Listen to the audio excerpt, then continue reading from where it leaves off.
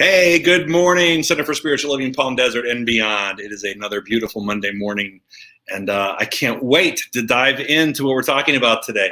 What we're actually talking about today is one of the principles that we've heard for so long, one of the spiritual laws, and it kind of came to light in a big way around, I don't want to say the Oprah Winfrey phase, which is when The Secret came out. And The Secret, if you remember correctly, if you went to our center, we had a little sign that said, "The secret isn't a secret. We've been teaching it here for 45 years. So it just sort of was revealed to, the masses, if you will, in a way that Oprah Winfrey and her whole philosophy began to, her whole philosophy of awakening people. She began to start this ball rolling. And so she started this program. Michael Beckwith was a part of it. You probably saw the movie, The Secret. It was at the movie theaters and everybody was all abuzz about it.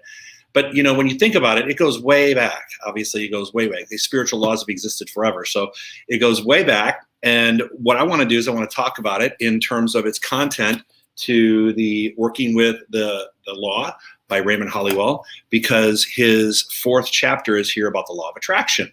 So while I'm going through this, you're more than welcome to jump in, leave comments, questions, things like that. I'll do my very best to answer them. This chapter is it may sound a little bit repetitive, but I noticed there were a few things in here that I was really glad to be reminded about. So let's jump in, all right? Again, make sure you make your comments and let me know that you're on here and join the show. I really appreciate that. All right, here we go. Law of attraction. He opens up this. The underlying law that regulates supply in the world of effects has two important phases. One is desire and the other is expectation. These mental attitudes represent lines of attractive force, the former being the positive phase of the law and the latter the negative phase, which phases must be complied with to obtain the best and greatest results. Now, when he uses the word positive and negative, okay, these are not positive thoughts and negative thoughts. I want you to think about them, if you will, like, how when you jump start a battery, you've got those two cables, you've got the grounding one, which is like the black one, and then you have the red one, which is the positive, so the negative and the positive, but they're charges. They're negative, they're charges, they're not attitudes. And it takes both of them, the grounding and the active one, to actually jumpstart a car. So the premise is much the same with us. We have this thing, and I don't like the negative positive because it kind of twists around with negative and positive thinking. But we have desire and expectation. So think about a magnet that requires a negative and a positive force to join together. All right?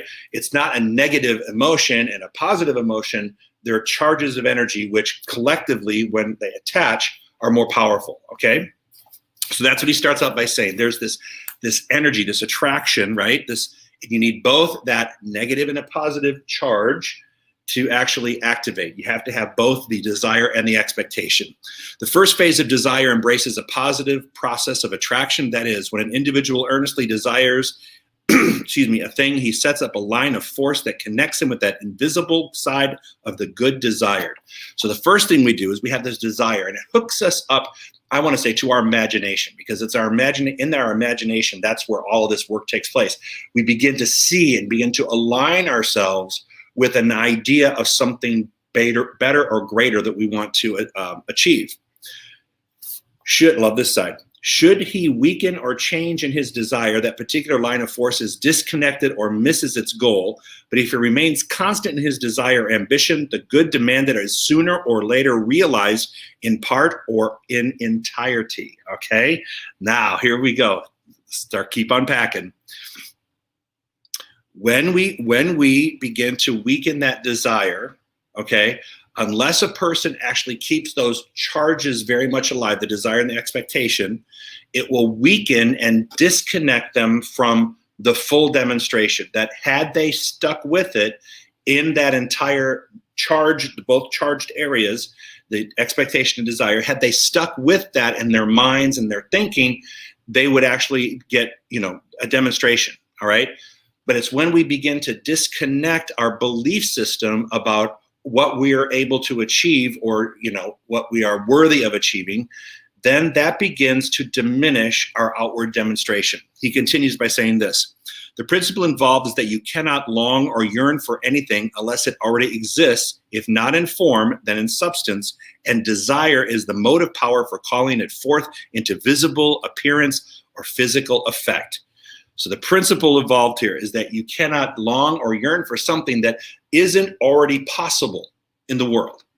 You know, you can't outthink God, is what I always tell people. It's like you're trying to be more creative than the creative process itself or the creator itself. You can't outthink God. So the ideas that you're having are actually coming from a divine storehouse, which all things are possible and achievable if you demonstrate and work through spiritual laws. All right.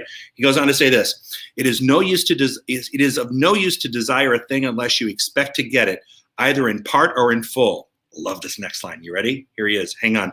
Desire without expectation is idle wishing or dreaming. Desire without expectation is idle wishing or dreaming. You notice it doesn't say, it says ask and you shall receive. It doesn't say wish or hope or bargain or debate and it shall be given unto you. No, ask and you shall receive. So it requires an action, not just a visualization, but an expectation and action to put it into place. All right, here he goes. He continues. You simply waste much valuable mental energy in doing this. Desire will put you in touch with the inner world of causes and connect you by invisible means with the substance of the thing desired. Then, continuous expectation is necessary to bring it into reality in your life. Much like the pull of gravitation in the physical realm, expectation is a drawing force of the mind which acts in the invisible realm. Go back. Ready? Here we go. Desire will put you in touch with that inner world of possibilities. All right? It connects you to that invisible substance. And then that continuous expectation, which is a necessary component, is the thing that begins to bring about situations and things that intersect into your life to bring in the thing you are having a desire to achieve in your life. It creates those intersections, right? It creates those possibilities, those stepstones, if you will, to your progress. All right, here we go. When they learn to comply when they learn to comply with the other half of the process involved and learn to expect what they desire, most of their dreams or wishes will steadily materialize. Again, we meet people with who expect things they do not want, but which often come. This proves that expectation is a powerful, attractive force. Never expect a thing you do not want, and never desire a thing that you do not expect. When you expect something you do not want, you attract the undesirable, and when you desire a thing that is not expected, you simply dissipate valuable mental force. On the other hand, when you constantly expect that which you persistently desire, your ability to attract becomes irresistible. Big, huge statement coming up. Desire connects you with the thing desired, and expectation draws it into your life. This is the law. So desire brings on the desire, but expectation, I expect this.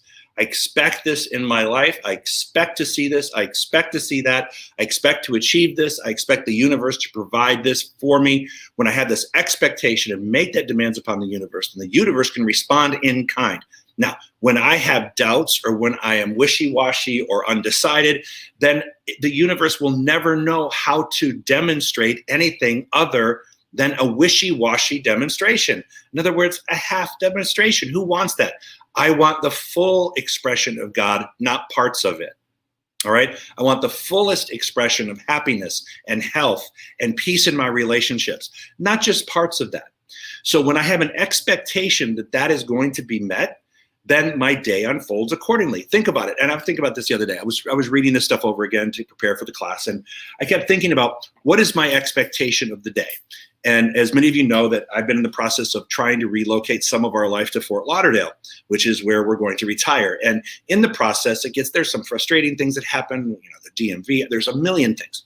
And suffice to say, when that happens, I would wake up in the morning going, oh, man, I can't believe this. We've got to do this today. And just once. I always say this, and it's a true. I make it true. Just once. I wish that something would unfold the way it's meant to unfold, right? I'm one of those guys that when you buy a new phone, when you get the new phone, everybody said, oh, it was so easy. I just went home and plugged it in and boop, everything was there. I'm the kind of guy that's on with tech support for hours trying to figure out where this went and where that went. And of course, then I have to remember all my different sign-in and passwords, which let's not even go there. Okay, so my expectation would be, when I have an expectation, I get up in the morning, I go, wait a minute, let's look at this differently. Today, we're going to get everything on our list done. It's going to come easily and effortlessly. We are going to be joyous in the process. It's going to be a beautiful day. And even though there are things on my list that I don't look forward to, I have an expectation that this too is going to work. Not only desire, but I have an expectation. Now, what I love about it is when the demonstration, the demonstrated force, the demonstrations actually occur that way. And I get very excited. I get like, holy cow, this is great, because when I see it happening, I'm tapped into it going, this is happening because I had this expectation that today was going to go perfectly. Now, I'll just give you a brief example. Yes, I had to go to the DMV, had to get a new driver's license. And here, now you have to go, when you go to the DMV, it's a process. You have to not only do you have to make an appointment, but because of COVID and the social distancing, the appointments are limited. There are only certain locations, and you have to bring in all these documents. And there's a whole list of documents that you have to bring in. And I kept accumulating these documents, and I'm thinking, okay, everything's in order. And then I read a couple little caveats, and I'm like, wait a minute. On this document, like it says, for example, your whole social security number has to be on this document, the entire number. Well, all the documents that I have, it's always my last four. It's a bunch of X's in the last four. And they're like, we can't take that. So I'm thinking, oh no. So I thought, okay, God, I've printed out every possible document I could. And I'm just going to go in there and just, not plead my case, but just know with an expectancy of good that at the end of the process, I am going to actually have this little piece of paper in my hand. And sure enough, when I walked in, I had problems with my documents, but the guy was very cooperative. He's like, no problem. We'll just have you fill out this form. We'll have you do this. And I'm like, because he could have very easily said, you know what, I'm sorry, sir, make another appointment, come back. But he didn't. He said, let's make this work. So my law of attraction, I was attracting people that would meet my expectation. And I would allow myself to experience them to improve my good and get to where I wanted to go. And they would be cooperative with that. There was a cooperative energy. And I tell you what, there were like 4 different hiccups during that transaction. And he went through every single one of them, and he was kind and he was gentle, and we laughed about it. And I'm like, thank you, God. I walked out of there going, thank you, God, for the demonstration. Now, it took a little bit longer than I anticipated, but who cares? What is time? I had nothing but time on my hands. All right. So moving right along. All right. Here we go. Application is the test of adequacy as knowledge is of little or no value unless it's used to practical ends. Application is the test of adequacy as knowledge is of little or no value unless it's used to the practical end. We've talked about this a gazillion times. It's one thing to have the knowledge. It's another thing to study this stuff. It's another thing to read and take notes and to, have this whole head full of process. But until you actually apply the process, it's of no value. It doesn't serve any purpose. It's not helping you get to where you want to go in your life. It just makes you feel better as you read it and as you understand it. But unless you apply it, it's of no value. He goes on to say this. Here is a simple method in the beginning for using the power of mind to increase the amount of good in our lives in conformity with the law. Form a clear and well-defined mental picture of what you want. Do not specify its particular form or how it shall come, but simply desire firmly and gently the greatest amount of good in that direction. Avoid a tense state of mind or any condition or strain or anxiety. In other words, let's back into this because he's given us a formula here. The formula is begin to visualize not the absolute particulars, but the feeling, the emotion, the quality of something. And then in your idea, get its picture, right? Set it firmly and gently in your mind and make sure it's not brought about by stress or anxiety. Most of our motivators are pain, right? When I'm uncomfortable enough, then I'll become creative enough to get out of this or to change it. That's how we treat our lives, because when we're on autopilot, it's really no big deal. We don't think of it as a big deal, right? We're like, no, I don't need to change this. But the problem is the catalyst to change many times is pain. And when we're coming from a place of pain, we're not coming from a place of spiritual clarity. There's some sort of distressed energy around bringing it forward. So one has to objectively stand back and look back a little bit, to stand back and look at their life and go, okay, this is how I want to proceed. And I'm not going to do it stressed out. I know that the universe is for me, not against me. So I am in this game to win this and succeed. All right. Goes on to say that. Oh, by the way, hi, Alfie. Thank you for checking in. I saw that pop up a minute ago. All right, here we go. All right.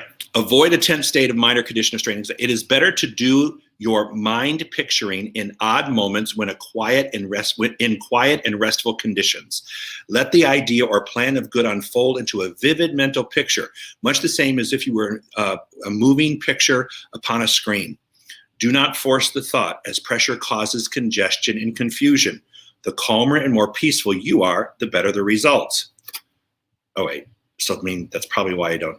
Anyway, do not force the thought or pressure, as pressure causes congestion and confusion. The calmer and more peaceful you are, the better the results. The main thing is to hold the thought, then proceed to nourish your desire or want with a calm, confident conviction that what you seek will come. As you persist in this state of mind, the good desired will tend to gravitate towards you. You may come almost at once, as in respect to little things of less consequence, like an invitation, a book, all right, or a meeting with a friend on the street, or it may come by degrees over a period of time, according to the clearness and strength of your demand in that particular form of a desired good. In the meantime, be reasonable and practical and do what you can to promote its coming. So back up. So once you have this level of expectation, now I've experienced this a gazillion times.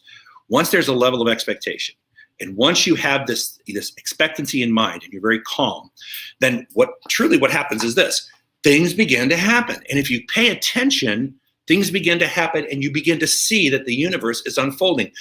Sometimes we look at this and we go, well, it's just one big old coincidence. No, it's not one big old coincidence. I don't believe that.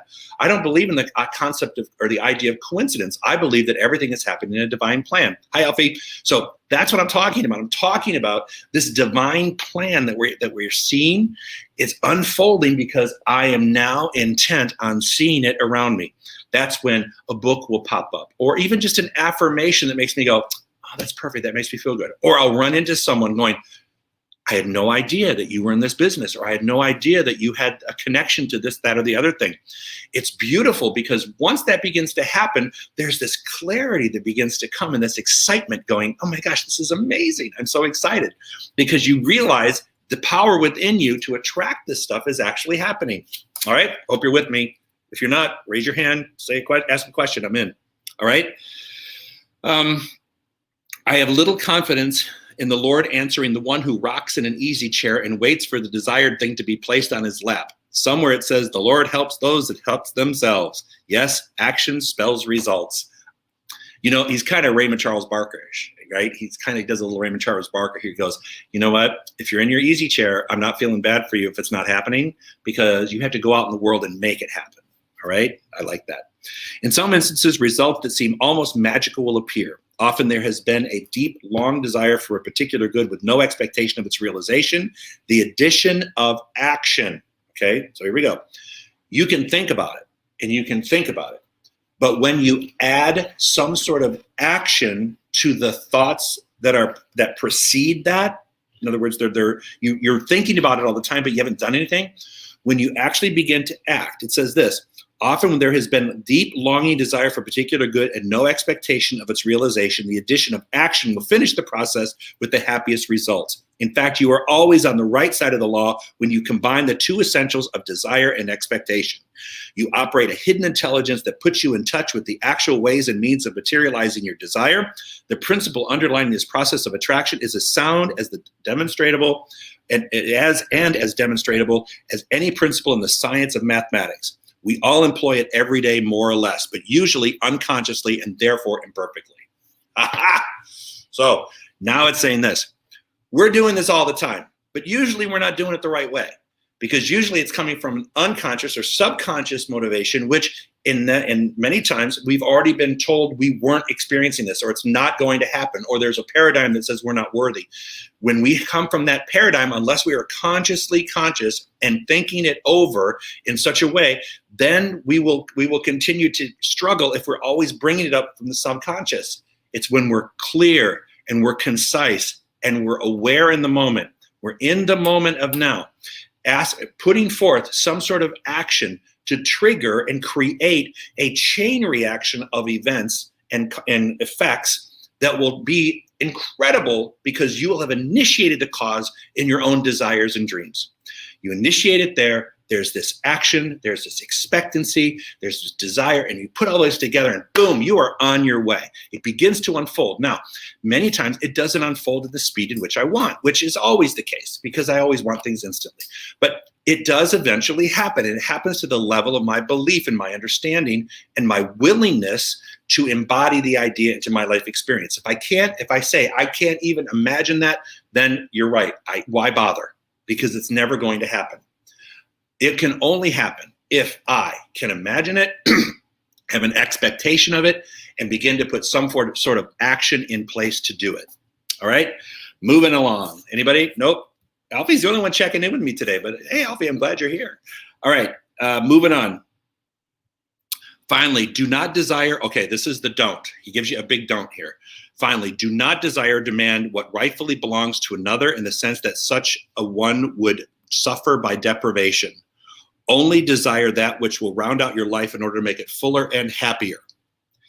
And also that which will enable you to help others into better and happier conditions. Aim to be normal in your demands and use the intelligence with which God has endowed you in a discriminating between rational and irrational demands. The innate desire of your being is for harmony, satisfaction, and plenty. Let's just stop there. Let me rewind this because it's important enough to go through. Do not desire or demand what is rightfully someone else's. We always say that. Don't get your good off of someone else's back. Don't walk over that and don't take it. All right? Only desire only desire that which will round out your life and make it fuller and happier, and also that which will enable you to help others into better and happier conditions. Aim to be normal in your demands and use the intelligence with God has endowed you with in discriminating between rational and irrational demands. I'm loving this. I'm loving that. Rational, practical. Now, sometimes that's it. Sometimes for some people, they say, well, then you tell me to dream big. No. Absolutely. You want to dream big. But if I want to become a brain surgeon, I can't do it by waking up tomorrow and going, okay, by noon today, I want to be in the operating room. There has to be some sort of experience that happens. It doesn't say I'll never get into the operating room. It just means I have to do the work to get into the operating room. I can't wake up with an irrational idea going, I think today I'm going to cure COVID today, or I'm going to eliminate, climate change. You can't just wake up and do that stuff. There has to be some rational part of it that says, I'm going to participate, learn what I need to learn, and put action into place and demonstrate this. Oh, hello, Suzanne. Thanks for checking in. All right, we're moving on. All right, the innate desire of your being is for harmony, satisfaction, and plenty. Think about that. The innate desire. And think about that in your own life. There are three things that this is really: harmony, satisfaction, and plenty. All right, this is brilliant, brilliant stuff, because that's our natural state. It is not natural to struggle. Yet we say in our lives and in our dialogue, well, that's what happens when you get a certain age, that's going to happen. It's not going to be easy. It's going to be harder. And we buy into it and we go, oh man, this is just, and we're buying into it, hook, line, and sinker. All right. The mind is a magnet. It attracts whatever responds to its ruling state. We know about this. Here we go. Big one. We must seek to become imbued with the desire to advance and give the law a chance to help us. Everything will work toward our aid. Obstacles will strengthen our resolve to win. Discouragement from others will only serve to strengthen and arouse us to a stronger activity. Have you ever done that? Have you ever Have you ever thought, so-and-so, when they said that to me, it just made my resolve that much more, solid. It really kicked me and said, I'm not going to put up with that anymore. That when someone actually casts doubt on it, it actually strengthened you. Now, for some people, when they cast doubt, then they begin to get doubting themselves. They're like, maybe they're right. But the person who has that level of expectancy and desire does not let someone like that in their head. They may talk to them, they may have conversations with them, but they do not let them get into their head. Oh, my mom popped up. Thanks, Joey. Mom, Joey, clarity, very helpful. My mom's on board today. That's nice. All right. The law of mental attraction acts as long as the same line as the law of gravity. It is as definite and accurate. You have heard that the law expresses such statements in birds of a feather flock together, or like attracts like, or things equal to the same are equal to each other. The thoughts and the actions of people draw to them people who of their own type and kind.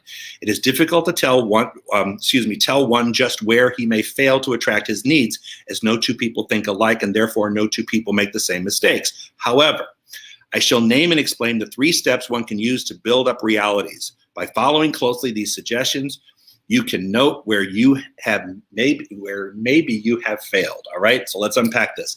The law of mental attraction acts the same as gravity. All right. So it's the same as gravity.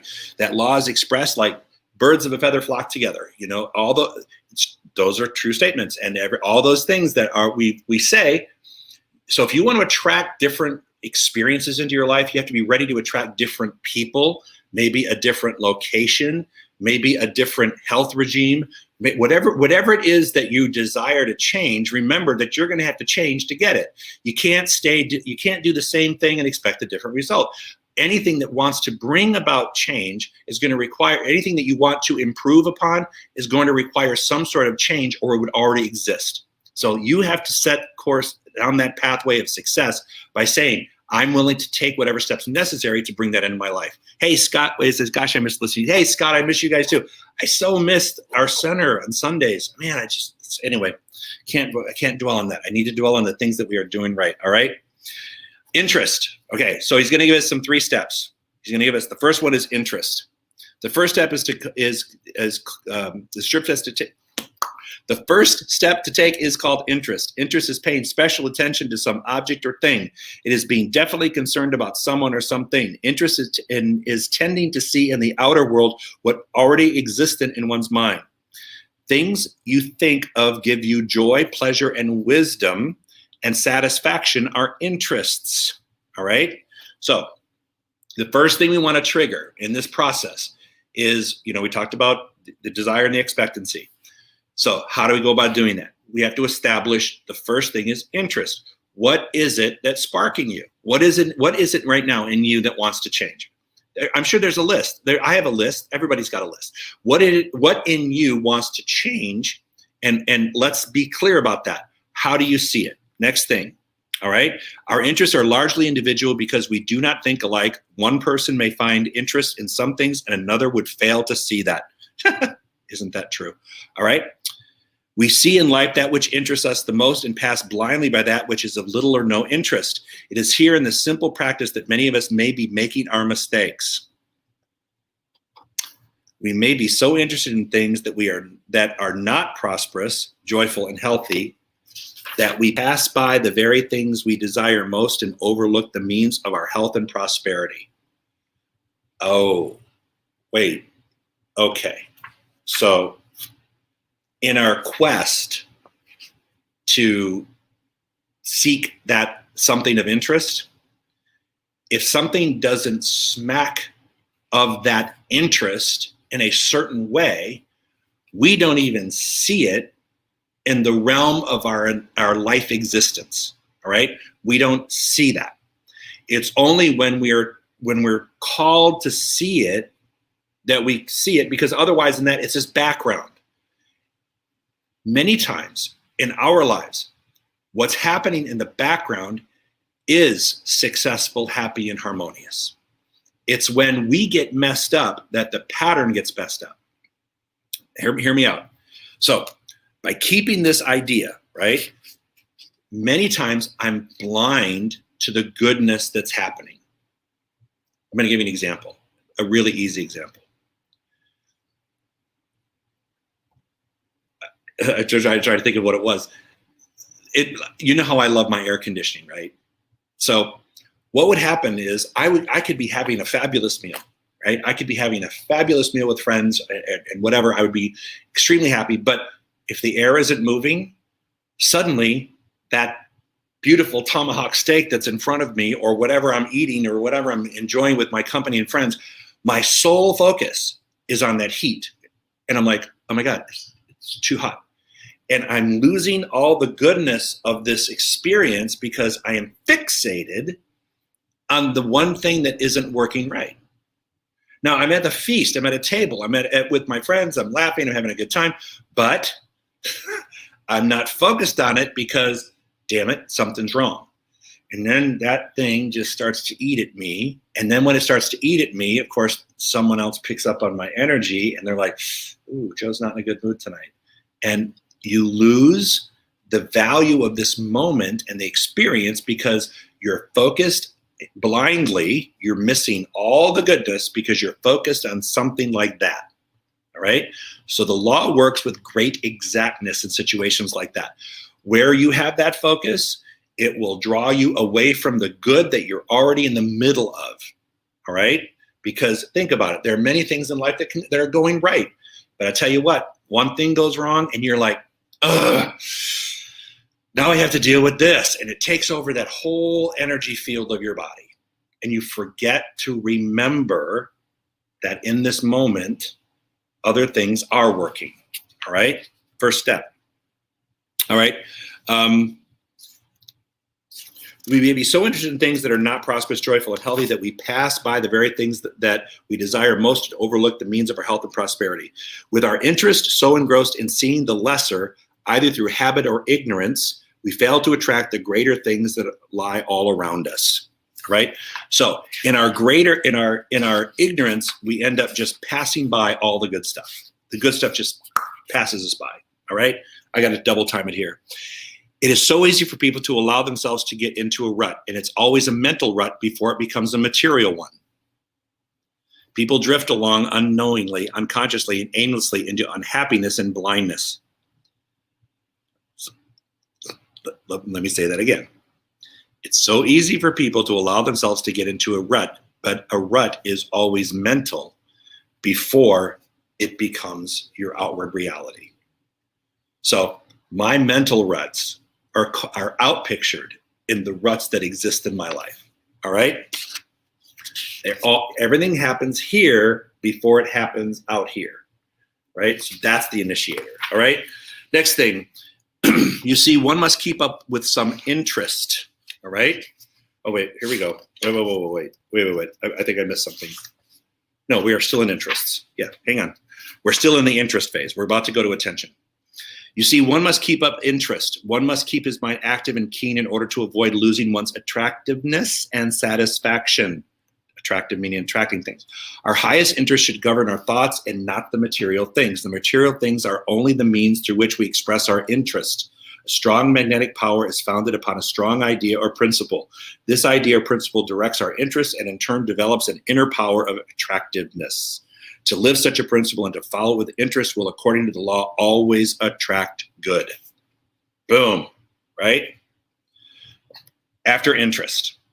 So we have expectation, desire and expectation. Now we have interest. So when we have desire and expectation, now the formula is the interest part. What's triggering the interest? We go from interest, which I just explained, and now we're going to go into attention because there's interest and attention. So here we go. Attention, to have the highest interest is not enough. We must inject that interest into our daily labors. And attention must portray our interest, and the keener our interest, the more intense will be our attention. It is our interested attention that draws from the outside world such facts as are formed in the mind. As we direct our attention to our interest, this magnetizes our power of attraction, which draws to us much of the same as our thought.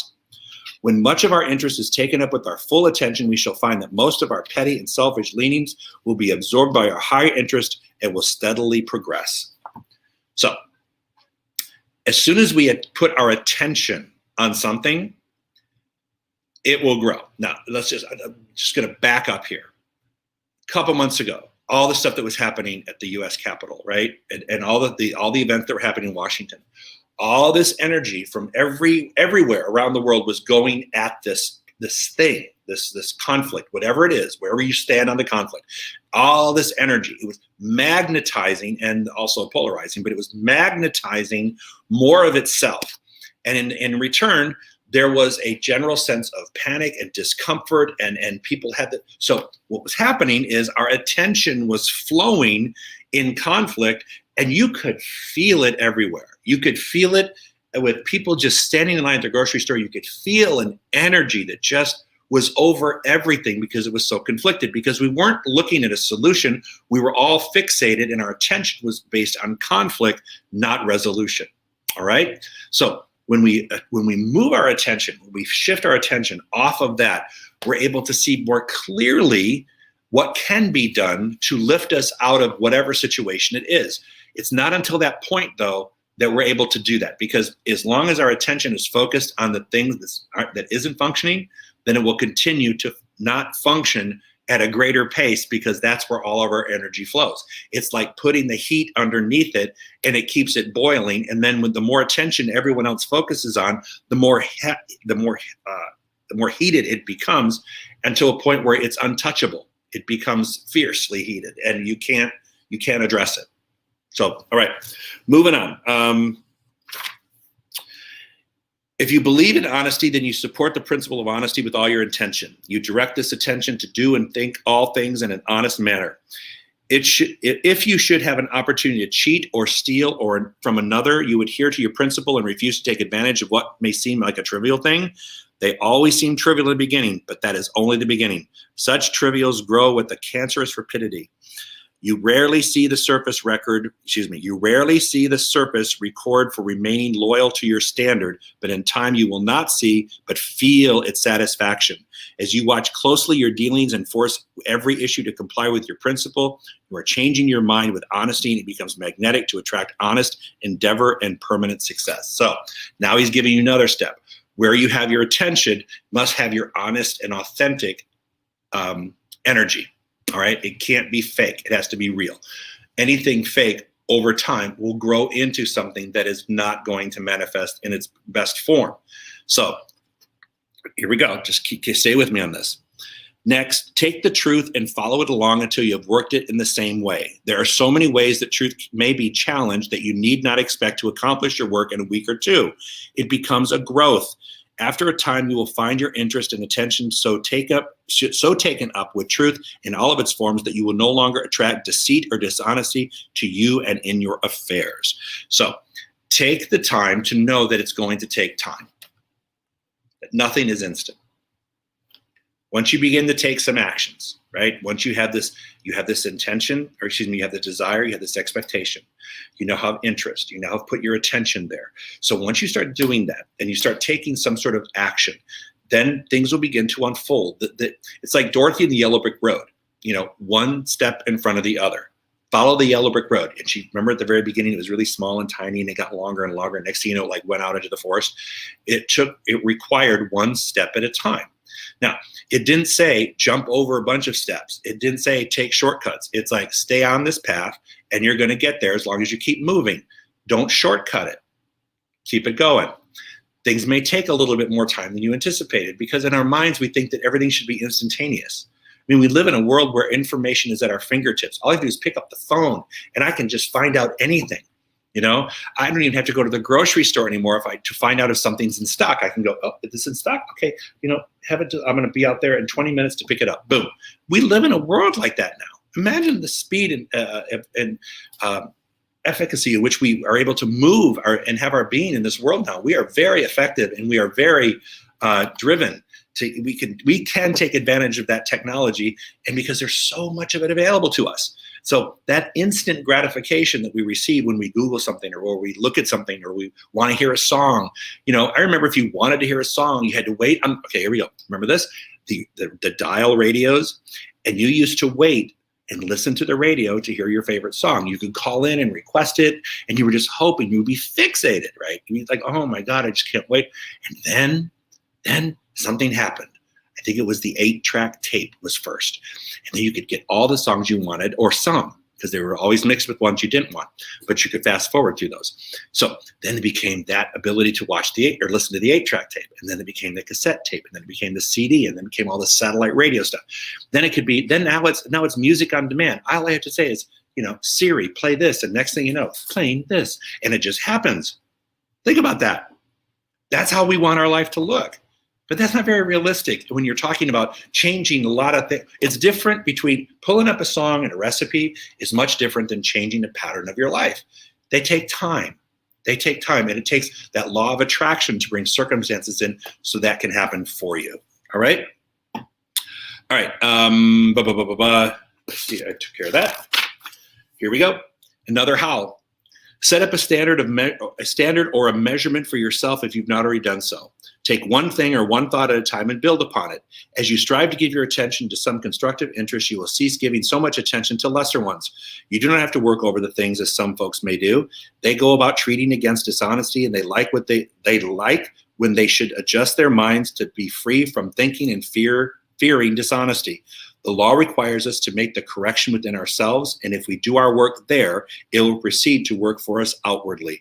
It is our thought which stimulates interest and directs our attention. Therefore, let us not wander away from the source and cause of attracting the things we do not want. Okay? Do not wander.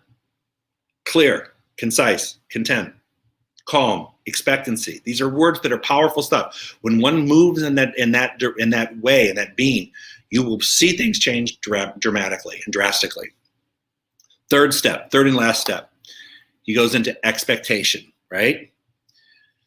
The last step we take is expectation. This is an active form of attention. It is attention with intensity. It is your attention with intensity, attention with heat, right? It may be likened to the actions of a cat that waits patiently at the mouse hole. The cat expects to catch its prize at any moment. He expects to get the mouse because he believes he will get it eventually. If the cat did not believe and expect to catch such a mouse, his interest and attention would lack that intensity, which is now present. You ever watch that happen? I've seen that. You've watched that. There are videos everywhere where it just waits and waiting. And there's expectancy that I'm going to do this. This is going to be mine. And that prey is going to be mine. Boom, off it goes. It shows up, right? If not, that cat would be out looking around, doing some other stuff. But no, in that moment, there's an expectancy there. His energies would not be so actively called forth. When you believe in the probability of success in your undertaking, you experience the keenest interest in your work. This interest is intensified with expectation and anticipation. Through this, you will draw to you the success you are working for. Your expectation must be built upon your interest and attention. All right? Loving it. Gonna keep going. All right. Oh, wait. There's something else I want to say here. Hold on. Okay. So he on page, what page is this? I have no idea what page. 75. Page 75, he talks about the story in the Bible about Elisha. And I think I'm going to talk about, what time is it? Okay, I have plenty of time. I'm going to talk about this.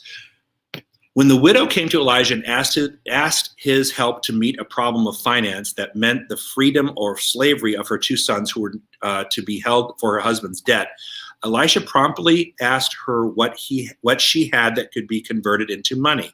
She had nothing more than a pot of oil, but that was something. So Elisha told the widow to collect other vessels from her friends and go into her home and there pour out what oil she had. She poured the oil until all the borrowed vessels were filled. And when she had filled the last one, the oil stayed. There was not a drop left over. They followed the routine of our lesson. And as she reached the last vessel and the end of her expectation, she found the supply shut off. She was able to receive only as much oil as she expected, and her expectation was measured by the number of vessels she had collected. Elijah had set the law to work, but she had determined how far it would go by the thought of expectancy. She might have hoped for much more, but she only got what she expected. So many of you have heard many times my Science of Mind 101 lesson when I was in my first Science of Mind class, that during the whole class, I was actually looking for a job. At the time, I was looking for work. And at the time, Trey and I decided that what I needed was a job that paid $30,000. That's all I needed, $30,000. That's all we needed. And I'd like to have benefits and like a retirement plan. So in the margin, every class, $30,000 plus pension and benefits, $30,000, $30,000, $30,000. And of course, when I got offered my job, how much did they offer me? 30. How come I didn't say 300? You establish your ceiling. I did that right there. Elisha did that. She knew, she selected out how many vessels she thought it would go, and boom, that's all she got. All right? That's all that she was able to fill. Now, what happens if she'd have brought 10 more? The universe is saying, well, in that example, there would have been more oil to fill up.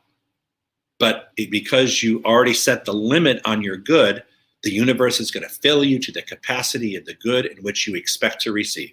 If you don't have the expectation of it, if you don't have the ability to wrap your arms around that goodness, it will not be delivered. All right? Moving into the last part. Here we go. All right. If you are working for success, health, or happiness, you may wish for a lot, but you will only enjoy as much as you are able to expect. If in your heart you doubt or fear that that your need will be met only in part or not at all, you can know that you will receive that much and no more. When you pray for one thing and then fear and doubt that you'll be receiving it, you diffuse your mental forces and can attract only with what is the lesser thoughts, believe and expect it. All right? So when you, like I've always said, be careful of your B plan. How much energy do you put in your B plan? Because if you put all the energy that you put in the B plan into the A plan, you wouldn't even have to think about the B plan. So only give the energy to the A plan. Only give your energy to the A plan, which is, this is my vision. This is my, okay, here we go. Let's start from the very beginning. This is my desire. This is my expectation. And I'm walking through the 3 points, which is interest, attention, right? And then the last one, wait, I just lost my place. Interest, attention, wait a minute. Yeah, interest, attention, and then expectation, all right? A prominent, finally, here we go. When we charge our thoughts so firmly with the idea that there are no failures, when we expect success, our mind becomes strengthened with our conviction and, like a magnet, draws to us through the principle upheld whatever desire is upmost at the time. To desire is to expect, and to expect is to achieve. Chapter's over. That's it. It's as simple as that. As simple as that. It always is easy to listen to this stuff. It's easy and go, oh, it makes total sense. And then when you got to put it into action, you're like, what the hell? So I get it. It really takes a lot of mental muscle and energy to keep one's attention and expectancy and interest and all of those things all honed in at once, because it is so easy to get sidetracked with the noise of a day and the noise of effects that we lose our focus to create the cause that we really want to in our life. All right? So that's it. To desire is to expect, and to expect is to achieve. What are you expecting today? What are you expecting this week? What are you expecting in your life for the next 2, 4, 6, 8 weeks, months, years? Whatever that is, whatever you're expecting, expect to achieve it, but you have to activate it and do that properly. All right. Next week, we're going to talk about the law of receiving. We're going to talk about the law of giving. Tomorrow or next week's the law of receiving. All right. So I hope you enjoyed the show today. If you did, in fact, if you're being spiritually fed by our center anytime at 10 o'clock every given day, then by all means, please support our center. Every little thing helps, and we would love to see you support our center and donate. There's a link on the page. You can also call the office. There are many, many ways. You can go to our website, click donate now. Please continue to support our center. We continue to do great work in the world. If it's 10 o'clock, there's something going on at our center online that you can participate in and observe and achieve. All right. And it will help you get through this day and this week and this lifetime. Every little bit helps. All right. Have a great rest of the week. Another week full of 10 o'clock offerings. Make sure you stay on board with those. And I hope you have the most magnificent day. Expect it and just know that it's going to take place. All right. All right. And thank you, everybody. Love you. Have a great, great, great week. Thank you, everybody.